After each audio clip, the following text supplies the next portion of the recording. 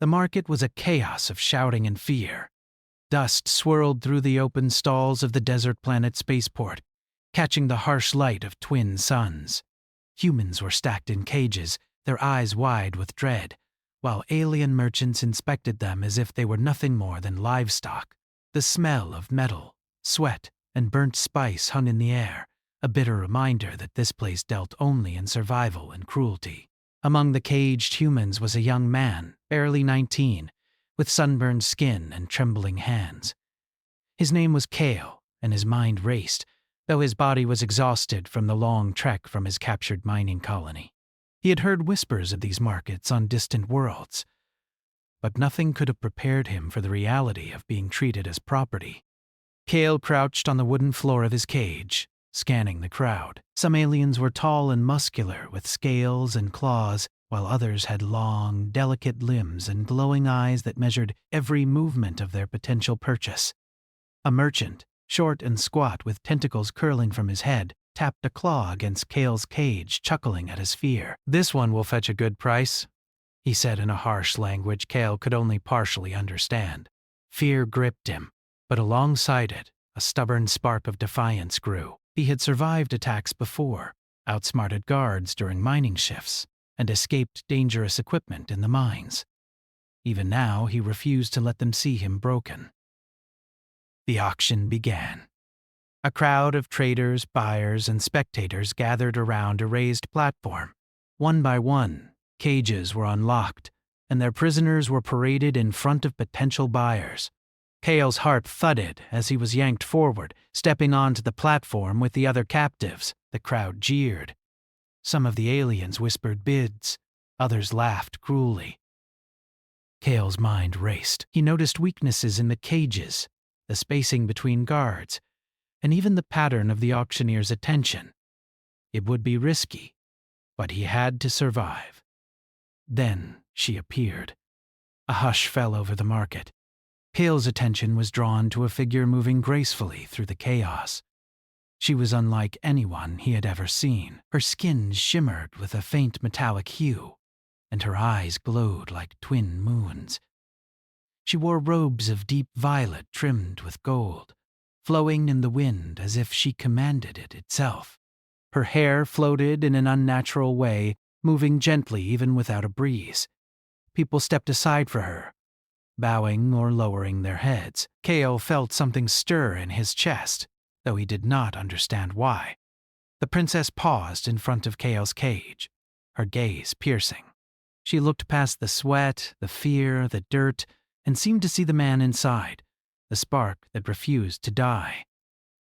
She raised a delicate hand, and the auctioneer froze, unsure if he should continue.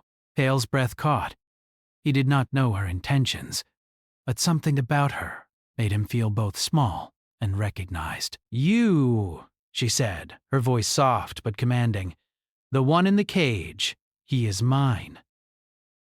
The auctioneer spluttered, stammering, and the crowd murmured in confusion. Aliens jostled for a reaction, but the princess's presence was magnetic.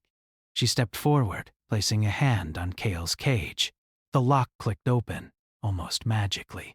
The princess's attendants moved quickly, guiding Kale into a waiting hovercart. As he stepped in, the reality of his sudden rescue hit him. His mind reeled. Was this a trick? Could he trust her? The ride through the crowded streets of the spaceport was surreal. Kale stared at the strange architecture, tall towers with floating platforms, ships that defied gravity, and creatures of all shapes mingling with humans and aliens alike. The princess spoke little, but her presence was commanding. She glanced at him occasionally, as if assessing not only his physical state but the thoughts racing behind his eyes. Kale tried to meet her gaze, but each time he did, he felt a mix of fear and awe. Finally, they arrived at her ship, sleek and silver, almost alive in its curves. The ship's interior was clean, warm, and filled with soft light that adjusted to their movement. He followed the princess inside, unable to hide his fascination. Every surface seemed alive with information flowing in strange symbols and holograms.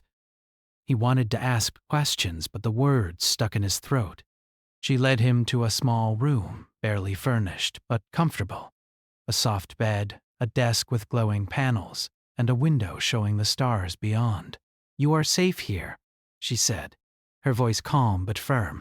"No one can touch you." Cale swallowed, trying to process. Safe. He had not heard that word in months. Perhaps years. Yet even as relief surged through him, he remained cautious. "Why me?" he asked finally, his voice hoarse. The princess tilted her head, her glowing eyes reflecting the star field outside. "You are different. I can see it in you.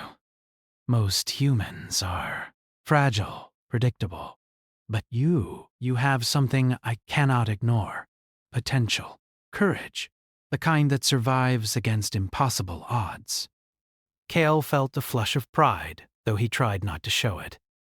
He had never considered himself remarkable, only lucky in small moments. As the stars streaked by outside the window, the princess began to explain her world. Her name was Lyria, and she was a royal of the planet Seraphion, a civilization that valued knowledge, strategy, and strength. Her people had long observed humans as a species with untapped potential. Most humans were underestimated, dismissed as weak or primitive. Lyria had seen something in Cale that others would have ignored. For hours, they spoke in careful tones.